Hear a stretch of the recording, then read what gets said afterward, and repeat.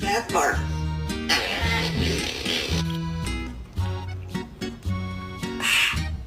Why do I have to shut? Be quiet. You be quiet. You shut up.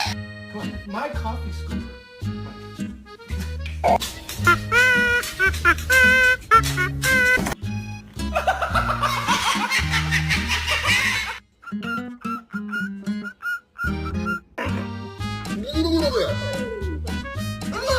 Do you like the treat? Is it good?